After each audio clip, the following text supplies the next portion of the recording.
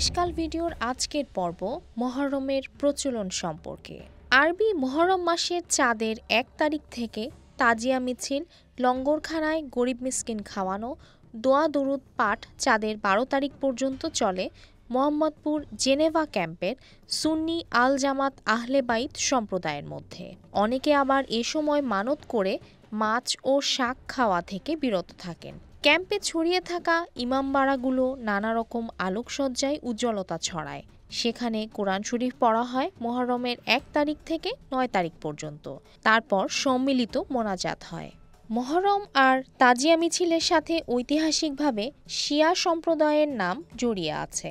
বাংলাদেশে মহরমের প্রচলনের বিষয়ে ইতিহাসবিদ মুনতাসির মামুন তার গ্রন্থ ঢাকা সমগ্রতে জানান, বাংলাদেশে মহরমের প্রচলন হয়েছিল কবে তার নির্দিষ্ট সময় অবশ্য বলা যায় না।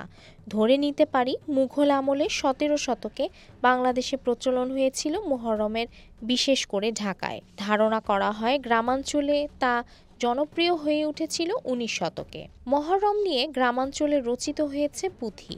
বছরের অন্যান্য সময় তো বটেই, মহরমের মাসে তা সুর করে পড়া হতো নিয়মিত। অনুমান করা হয় মীর মোশাররফ হোসেনের বিষাদ সিন্ধু প্রকাশের পর বাংলাদেশে নতুন মাত্রা পেয়েছিল মহরম। শাহ সুজার সুবাদারি আমলে বাংলায় শিয়া সম্প্রদায় আধিপত্য বিস্তার করতে পেরেছিল। সুজা শিয়াদের প্রতি সহানুভূতিশীল ছিলেন। তার আমলে ইরান থেকে অনেক শিয়া পরিবার বাংলায় এসেছিল।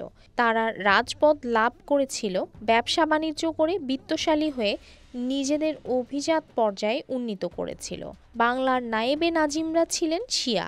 সুতরাং স্বাভাবিকভাবেই অষ্টাদশ ও ১৯ শতকে শিয়া আধিপত্য হয়ে উঠেছিল প্রবল। বাংলাদেশে ঢাকা ছিল মহরম পালনের প্রধান কেন্দ্র, কারণ ঢাকা ছিল নায়েবে নাজিমদের বাসস্থান ও প্রশাসনিক কেন্দ্র। বর্তমান হোসেনি দালান বা ইমামবাড়া নিয়ে জনশ্রুতি আছে যে সুজার আমলে ১৬৪২ সালে মোঘল নৌবাহিনীর তত্ত্বাবধায়ক মীর মুরাদ এটি নির্মাণ করেন। এ তথ্যটি সম্পূর্ণ সঠিক নয়, কারণ সেখানে রক্ষিত শিলালিপিটি জাল। প্রত্নতত্ত্ব ও ইতিহাসবিদ আহমদ হাসান দানির মতে জেমস টেলরের বর্ণনায় মীর মুরাদ অনেক আগে শিয়াদের জন্য একটি উপাসনালয় তৈরি করেছিলেন সুবাদার সুজার আমলে। সেটি ইমামবাড়া না হলেও ধারণা করা হয় একটি তাজিয়াখানা ছিল। টেলর এটি নির্মাণকাল নির্ধারণ করেছেন ১৬৭৮ থেকে ১৬৭৯ সালের মধ্যে। পরে ১৮ শতকের দ্বিতীয়ার্ধে নবাব জেশারত খান তা পুনর্নির্মাণ করেন। কালের বিবর্তনে মহরমের সকল কার্যক্রমের মূল কেন্দ্র হয়ে উঠেছে হোসেনি দালান। মহরমের দিন হোসেনি দালান থেকেই এখন সবচেয়ে বড় তাজিয়া মিছিল বের হয়।